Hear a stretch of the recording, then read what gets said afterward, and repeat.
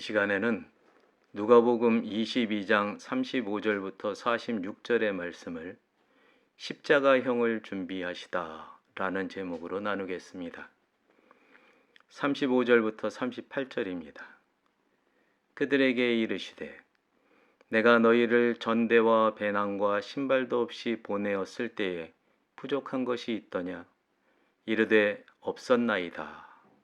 이르시되 이제는 전대에 있는 자는 가질 것이요 배낭도 그리하고 검없는 자는 겉옷을 팔아 살지어다. 내가 너희에게 말하노니 기록된 바 그는 불법자의 동류로 여김을 받았다 한 말이 내게 이루어져야 하리니 내게 관한 일이 이루어져 감이니라. 그들이 여짜오되 주여 주여 보소서 여기 검 둘이 있나이다. 대답하시되 족하다 하시니라. 35절은 두 가지 일을 기억나게 합니다. 예수님은 앞선 9장 3절에서 12제자를 전도 보내실 때와 10장 4절에서 70명을 전도 보내실 때 명령하신 말씀이 있었습니다. 먼저 9장 3절에서는 지팡이나 배낭이나 양식이나 돈이나 두 벌 옷을 가지지 말라고 하셨고 10장 4절에서는 전대나 배낭이나 신발을 가지지 말라고 하셨습니다. 그때는 지금 성전에 모이는 백성들처럼 예수님 말씀에 목말라 하고 치유의 은혜를 입은 사람들이 불어나고 있던 때였습니다. 그래서 예수님의 이름으로 오는 사람들을 영접할 사람들이 있었습니다. 예수님이 부족한 것이 있었느냐고 질문하셨을 때 제자들이 없었나이다 라고 한 대답이 그 사실을 증명합니다. 그런데 지금 예수님의 말씀은 10장 4절 말씀과는 정반대입니다.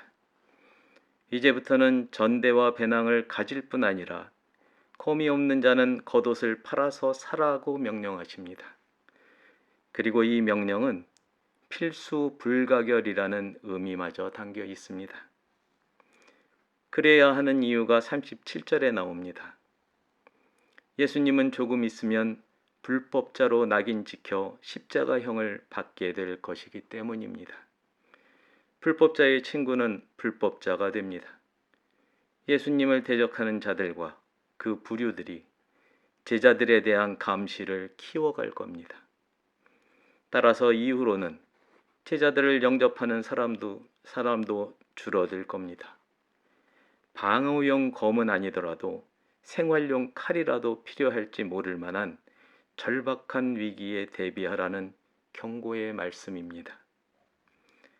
아는지 모르는지 모르겠지만 앞으로 닥칠 상황은 제자들에게 가시밭길이 될 겁니다. 하지만 제자들의 반응이 참으로 참담합니다.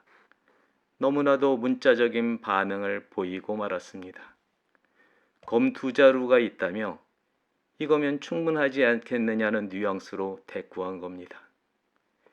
정말로 알아듣지 못하는 것인지 아니면 알아듣고 싶지 않은 것인지 답답합니다. 예수님의 참담한 심정이 그 답변에 담겨 있습니다. 족하다. 요새 말로 됐다. 이런 뉘앙스입니다. 이 말씀은 냉소적일 수도 있고 아닐 수도 있습니다. 예수님의 이 말씀에는 이런 뜻이 담겨 있지 않았을까 나름 짐작해 봅니다. 나는 사람 하나에 칼 하나를 말했다. 그런데 너희는 너희 12에 칼 2개를 말하는구나. 나는 내가 없을 미래를 두고 하는 말인데 너희는 나와 함께하는 지금을 말하는구나. 그래, 아직은 너희에게 성령님이 없으니 검이라는 말만이라도 제대로 들은 것으로 만족하자꾸나. 어차피 내 말이 무슨 뜻인지 알아들을 날이 올 게다. 겉옷은 우리에게 더위와 추위를 피할 때 없어서는 안 될 필수품이다.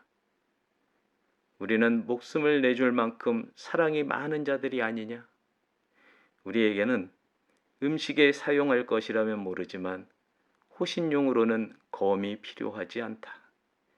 내 말은 필요하지 않은 것을 사기 위해 필요한 걸 팔 만큼 상황 판단 자체가 힘든 시절이 올 거라는 것이다. 그러나 그때는 성령님이 너희에게 성령의 검, 곧 말씀을 주실 것이다. 제자들에게 앞으로 닥칠 고난을 위한 준비는 성령님을 받는 일입니다. 이 일이 예수님의 십자가 고난을 통해 마련되고 있습니다. 할렐루야. 39절부터 46절입니다. 예수께서 나가사 습관을 따라 감람산에 가시매 제자들도 따라갔더니 그곳에 이르러 그들에게 이르시되 유혹에 빠지지 않게 기도하라 하시고 그들을 떠나 돌 던질 만큼 가서 무릎을 꿇고 기도하여 이르시되 아버지여 만일 아버지의 뜻이거든 이 잔을 내게서 옮기시옵소서. 그러나 내 원대로 마시옵고 아버지의 원대로 되기를 원하나이다 하시니 천사가 하늘로부터 예수께 나타나 힘을 더하더라. 예수께서 힘쓰고 애써 더욱 간절히 기도하시니 땀이 땅에 떨어지는 핏방울 같이 되더라. 기도 후에 일어나 제자들에게 가서 슬픔으로 인하여 잠든 것을 보시고 이르시되 어찌하여 자느냐 시험에 들지 않게 일어나 기도하라 하시니라. 이전에 나눈 누가복음 21장 37절 말씀입니다. 예수께서 낮에는 성전에서 가르치시고 밤에는 나가 감람원이라 하는 산에서 쉬시니. 예수님은 백성을 가르치시는 내내 밤마다 감람산, 그러니까 올리브 나무 산에서 쉬셨습니다. 거기서 매일 새롭게 성령님의 기름 부음을 받으셨습니다. 그리고 백성에게 천국의 길이요, 인생의 진리요, 생명의 정수인 하나님 말씀을 쏟아 부으셨습니다. 다른 복음서들은 예수님이 감람산 안에서도 겟세마네에서 기도했다고 기록합니다. 겟세마네란 이름에는 기름 짜는 틀이라는 뜻이 있습니다. 40절과 46절에는 예수님이 제자들에게 하신 명령이 나옵니다. 헬라어 단어로 40절에 나오는 유혹과 46절에 나오는 시험은 같은 단어입니다. 기도하기 전에도 기도하신 후에도 같은 명령을 하신 겁니다. 명령의 내용은 유혹에 빠지지 않게 기도하라는 겁니다. 유혹이나 시험이 무엇을 말하는지는 42절에 나옵니다. 예수님도 우리와 같은 육체입니다. 닥쳐올 수치와 아픔과 절망을 피하고 싶습니다. 그러나 예수님은 또한 아들 하나님이십니다. 성령님으로 비롯하는 능력 있는 품행으로 아버지의 뜻을 펼치셔야 하는 지위에 계십니다. 처음은 말씀이요 나중은 행실입니다. 하나님의 뜻을 선포하시고 이루셔야 하는 겁니다. 이 두 갈래 길 선택의 갈등 앞에서 자유의지로 하나님의 뜻을 따라야 합니다. 아버지 뜻에 따르면 죽어도 살겠지만 육체의 뜻을 쫓으면 살아도 죽을 것이기 때문입니다. 예수님이 이러하실진데 제자들은 어떻겠습니까? 그들 앞에도 역시 눈앞에 놓인 가시밭길을 피하고 평범한 삶의 길을 가고 싶은 유혹이 기다리고 있습니다. 유혹이나 시험을 이겨내는 유일한 방법이 기도입니다. 예수님이 선택하셨듯 하나님의 뜻을 따를 수 있도록 거듭 또 거듭 하나님의 뜻을 구하고 마음에 새기는 겁니다. 그러면 사탄이 틈탈 구석이 없어집니다. 감람산으로 가던 예수님의 일행 중 하나가 이탈했습니다. 육체의 욕망을 따라 시험에 져서 사탄이 틈탔기에 예수님을 팔러 떠난 것입니다. 예수님의 기도의 처음은 하나님의 잔을 피하는 것입니다. 그러나 예수님 기도의 끝은 아버지의 뜻을 이루는 것입니다. 갈등에서 벗어나 아버지의 뜻을 이루기 위해 예수님은 무릎을 꿇습니다. 꿇은 무릎을 펴고 달아나고 싶은 충동을 억누르기 위해 미가엘 천사가 예수님을 돕습니다. 혼신의 저항으로 온몸에 땀이 비오듯 합니다. 아무런 외적 타격이 없어도 몸의 특정 부위에 힘을 주면 그 부위에 있는 실핏줄들이 터진다고 합니다. 너무나도 인간적인 해석이 되겠지만 지금 예수님의 몸이 그런 지경이 아닐까 합니다. 땀방울이 핏방울이 됩니다. 육체의 욕망이, 예수님 안에 사람이 가진 죄의 본성과 불순종이 사망합니다. 예수님이 준비를 마치셨습니다. 돌 던질 만큼 거리를 두고 있던 제자들에게 돌아오 보니 제자들은 잠이 들었습니다. 제자들의 모습에서 예수님은 슬픔을 보십니다.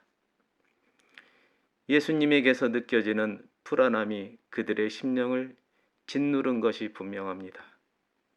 미지의 두려움이 주는 무력감이 그들을 슬프게 합니다. 그들은 이제 막 예수님이 왕이 됐을 때 받을 상을 놓고 누가 더 큰지 다툴 만큼 성취감에 도취해 있었습니다. 그런데 그 모든 게 한꺼번에 사라질지도 모르는 지경에 이르렀음을 느끼고 있습니다. 그 상실감이 그들을 슬프게 합니다. 그 중에 가장 큰 상실은 예수님을 잃는 겁니다. 알 수 없는 이유로 자기들을 떠나야 한다는 예수님 때문에 그들은 더욱 슬픕니다. 슬픔의 나락으로 떨어지고 있는 그들에게 천둥 같은 예수님의 명령이 들려옵니다. 늘 기도하라. 그것이 너희를 시험에서 지켜줄 것이다. 설령 시험에 들었다 할지라도 악에 물드는 것만은 막아줄 것이다. 이것이 내가 너희에게 가르친 기도의 중심이다. 존귀한 하나님의 친구 여러분, 만약 아브라함이 이삭을 바치려던 사건이 성사됐다면 아브라함과 이삭 두 사람은 순종의 상으로 영생을 얻었을 겁니다. 그러나 그렇게 되면 아브라함과 이삭과 야곱은 믿음의 조상이 되지 못했을 겁니다. 따라서 하나님의 전 인류를 향한 구속 계획도 무산됐을 겁니다. 그때 이삭을 대신해 순양을 준비하신 하나님이 바로 지금 우리를 위해 예수님을 준비하신 겁니다. 그리고 예수님이 굳은 믿음으로 십자가 죽음을 선택하셨기에 지금의 우리에게 하나님의 자녀가 되는 구원이 있는 겁니다. 우리 앞에는 언제나 두 갈래 길이 놓여 있습니다. 하나는 예수님을 향한 충성과 순종입니다. 다른 하나는 세상의 풍조를 따르는 육체의 욕망으로 사탄을 마음에 들이는 겁니다. 매순간 닥치는 어떤 선택의 갈림길에서도 하나님이 주신 자유의지로 예수님을 향한 충성과 순종을 선택하고 끝까지 구원을 이루어내는 여러분과 제가 되기를 예수 그리스도의 이름으로 축복합니다. 기도하겠습니다.